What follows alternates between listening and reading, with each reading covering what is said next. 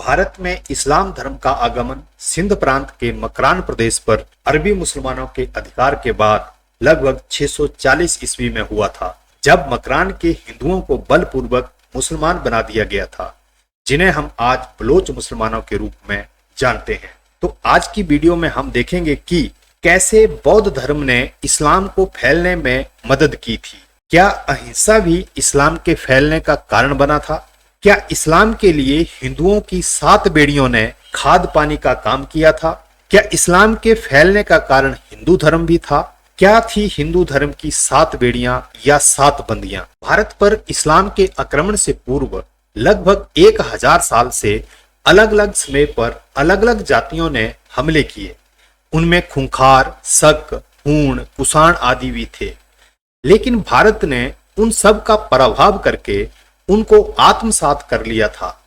यानी आज कोई भी भारत में अपने आप को यवन, शक, हूण, कुषाण आदि का वंशज नहीं बताता है। लेकिन इस्लाम का आक्रमण दोहरी मुसीबत लेकर आया था, क्योंकि पहले के आक्रमणकारियों ने केवल सत्ता के लिए ही आक्रमण किए थे, परंतु इन मुसलमान आक्रमणकारियों ने सत्ता के साथ धर्म पर भी आक्रमण किया था।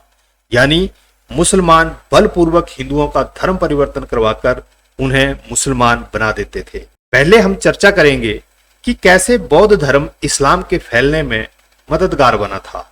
बौद्ध धर्म अपने प्रारंभ से ही वैदिक धर्म के साथ द्वेष रखता था और ग्रीकों के आक्रमण के समय उन्होंने कैसे मिनियांदर की मदद की थी और उसने बौद्ध धर्म अपनाकर बौद्ध धर्म का प्रचार किया था। उसी तरह कुषाणों के समय भी बौद्धों ने उनका साथ दिया था और कुषाण राजा कनिष्क के बौद्ध धर्म स्वीकार कर बौद्ध राज्य की स्थापना की थी। यह सब हम पूर्व के वीडियोस में चर्चा कर चुके हैं। मुसलमानों के आक्रमण के समय भी बौद्धों ने सोचा कि हम इनके साथ मिलकर वैदिक धर्मावलंबियों को नीचा दिखाकर फिर से अपना राज्य कायम कर लेंगे। इसलिए राजा दाहिर की युद्ध में मृत्यु के बाद बौद्ध बिहारों में मुसलमान आक्रमणकारियों का स्वागत किया गया था और मुसलमान राजा के उत्कर्ष की प्रार्थना की गई थी। परंतु इस बार दुश्मन मुसलमान था। उसने सिंध पर कब्जे के बाद जैसे वैदिक हिंदुओं की हत्या की, उससे भी ज्यादा क्रूरतापूर्ण बौद्धों का सफाया किया। इस तरह बौद्धों का यह राष्ट्रद्रोह इस्लाम के फैलने में सहयोगी बन गया था।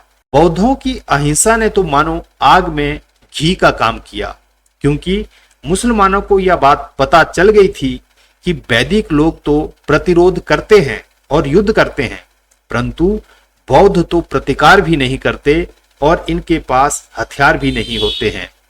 इसलिए मुसलमानों ने बड़ी ही तेजी के साथ इनका संहार किया और धर्म परिवर्तन करवाकर मुसलमान भी बना दिया। इसीलिए गांधार, कंबोज, जहां पर बौद्ध काफी मात्रा में थे, वहां पर एक भी बौद्ध शेष नहीं बच पाया, सभी मुसलमान बन गए।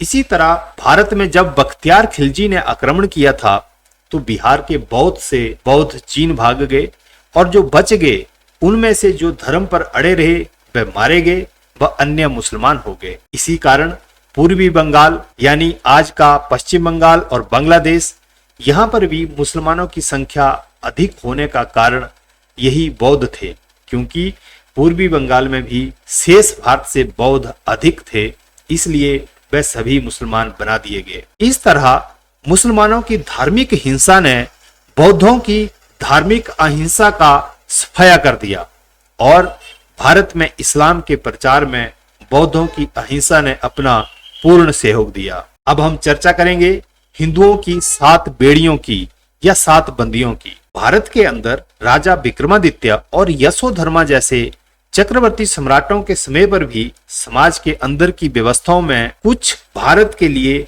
मुसलमानों के समय अत्यंत ही प्राणघातक सिद्ध हुई। उस समय की सामाजिक संरचना में जाति व्यवस्था ने अपनी गहरी पैठ बना रखी थी और समाज के अंदर बहुत सी जातियों का आपसी रोटी पानी का व्यवहार भी दंडनीय था। इसी तरह के धार्मिक आचरणों को 7 नाम दिए गए थे। उन्हें ही हिंदू धर्म की 7 बेड़ियां कहते हैं, यानी हुक्काबंदी, पानीबंदी यानी लोटाबंदी, बेटीबंदी, स्पर्शबंदी, शुद्धिबंदी और सिंधुबंदी आदि। इन बंदियों के कारण हिंदू धर्म को इतनी हानि हुई जितनी शायद मुसलमान भी कभी न कर पाते। मुसलमानों के आक्रमण पूर्व इन बंदियों का हिंदू संख्या बल पर कोई विपरीत प्रभाव नहीं पड़ता था, क्योंकि अगर किसी का जाति बहिष्कार, हुक्का पानी बंद होता था तो वह रहता हिंदू ही था। परंतु जब मुसलमानों ने आक्रमण किया और हिंदुओं को मुसलमान बनाना शुरू किया तो हिंदुओं ने उनकी शुद्धि ना करके अपनी बनाई हुई बेड़ियों के अनुसार उनको जाति बहिष्कार करके मुसलमानों का ही सेवक करने लगे, क्योंकि जबरदस्ती हिंदू से मुसलमान बने लोग चाहकर भी वापिस हिंदू नहीं बन सकते थे, क्योंकि उनके जाति के लोग उनका बहिष्कार कर देते और अपने ही हाथों हिंदू राष्ट्र के पैरों पर कुल्हाड़ी मारने का काम किया करते थे। इस तरह जो हिंदू जबरदस्ती मुसलमान कर दिए गए थे वह चाहकर भी वापिस हिंदू न बन सके और मुसलमान ही रह गए।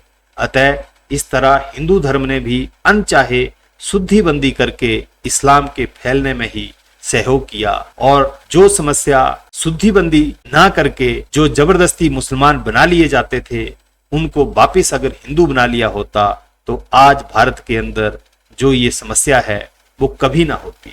और भारत ने जैसे यवन, शक, हूण, कुषाण आदि आक्रमणकारियों को आत्मसात कर लिया था, उसी तरह शायद मुसलमान आक्रमणकारी और जो मुसलमान को मारने वाले लोगों को भी आत्मसात या हजम कर लिया होता और भारत आज अखंड हिंदू राष्ट्र के रूप में दुनिया के अंदर खड़ा होता। लेकिन अफसोस इन भारत की हिंदू धर्म की 7 बंदियों ने भारत का कितना नुकसान किया है वो आज हम आकलन भी नहीं कर सकते।